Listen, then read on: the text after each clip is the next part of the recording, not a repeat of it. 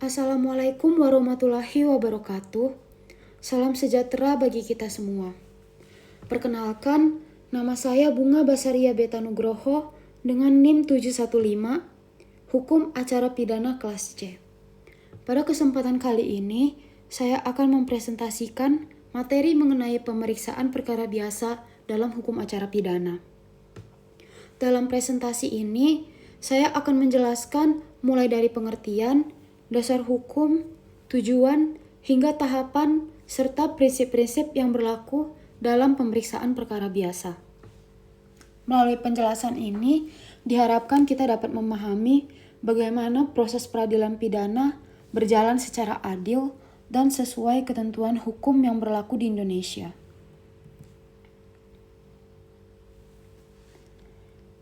Pemeriksaan perkara biasa merupakan prosedur umum yang digunakan untuk menyidangkan suatu perkara pidana.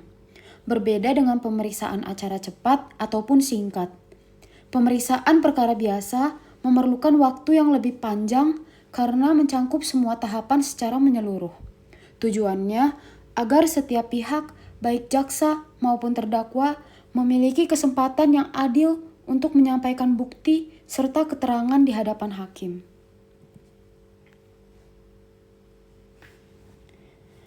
Dasar hukum pemeriksaan perkara biasa terdapat dalam Kitab Undang-Undang Hukum Acara Pidana, khususnya pasal 152 sampai dengan pasal 191.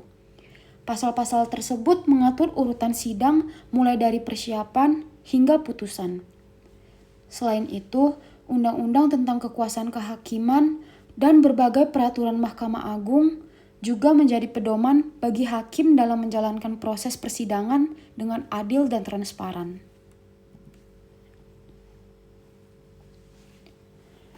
Pemeriksaan perkara biasa bertujuan untuk menemukan kebenaran material, yaitu kebenaran yang sebenarnya atas peristiwa pidana yang terjadi. Melalui proses ini, hakim dapat memastikan apakah terdakwa benar-benar bersalah atau tidak. Selain itu, pemeriksaan di sidang juga menjamin agar hak-hak terdakwa seperti hak untuk membela diri, hak didampingi penasihat hukum, serta hak menghadirkan saksi tetap terlindungi. Semua ini bertujuan untuk menghasilkan putusan yang objektif dan adil. Pemeriksaan perkara biasa dilakukan melalui beberapa tahapan yang tersusun secara sistematis. Tahapannya dimulai dari persiapan sidang, dilanjutkan dengan pembacaan surat dakwaan oleh jaksa. Setelah itu, terdakwa diberi kesempatan untuk mengajukan eksepsi atau keberatan atas dakwaan. Lalu dilakukan pemeriksaan saksi, ahli, serta barang bukti yang diajukan di persidangan. Kemudian, jaksa membacakan tuntutan. Disusul pembelaan dari pihak terdakwa hingga akhirnya hakim bermusyawarah untuk menjatuhkan putusan.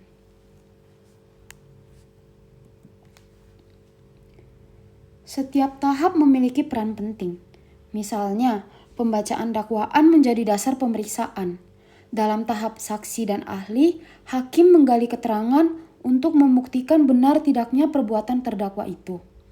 Setelah itu, jaksa dan terdakwa saling menanggapi melalui pledoi dan replik.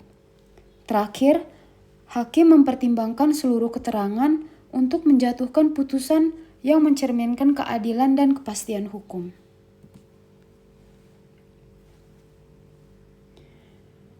Pemeriksaan perkara biasa memiliki beberapa ciri khas. Prosedurnya lebih panjang dibanding pemeriksaan singkat atau cepat. Setiap tahapan dilalui secara formal dan terbuka untuk umum. Pemeriksaan jenis ini digunakan untuk perkara yang ancaman hukumannya cukup berat, dan fokus utamanya yaitu mencari kebenaran material, bukan sekedar formalitas. Dalam pemeriksaan perkara biasa, terdapat beberapa prinsip penting yang wajib dijunjung tinggi. Pertama, asas praduga tak bersalah. Artinya, setiap orang dianggap tidak bersalah sampai ada putusan pengadilan yang berkekuatan hukum tetap.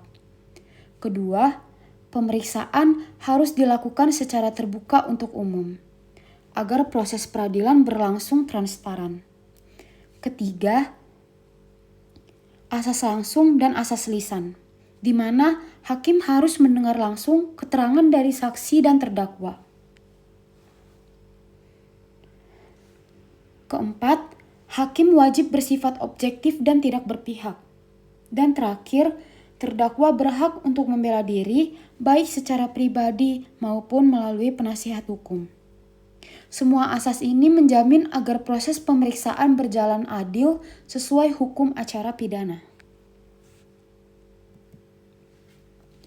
Sebagai contoh, dalam kasus penganiayaan dengan ancaman pidana 2 tahun, proses persidangannya dilakukan melalui acara pemeriksaan biasa. Jaksa membacakan dakwaan, menghadirkan saksi korban serta saksi mata, kemudian ahli forensik memberikan keterangan medis. Setelah pembelaan dari pihak terdakwa dan penasihat hukumnya, hakim mempertimbangkan seluruh bukti dan akhirnya menjatuhkan putusan 1 tahun penjara. Proses ini menunjukkan pentingnya setiap tahap dalam mencari kebenaran yang objektif. Sebagai kesimpulan, pemeriksaan perkara biasa merupakan inti dari sistem peradilan pidana di Indonesia. Melalui tahapan yang lengkap, proses ini menjamin agar putusan hakim benar-benar berdasarkan fakta hukum dan bukan hanya sekedar dugaan.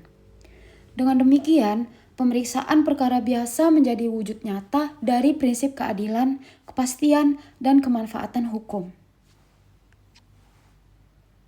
Sekian presentasi dari saya. Terima kasih telah menyimak penjelasan ini. Semoga bermanfaat untuk memahami bagaimana hukum acara pidana berjalan di pengadilan.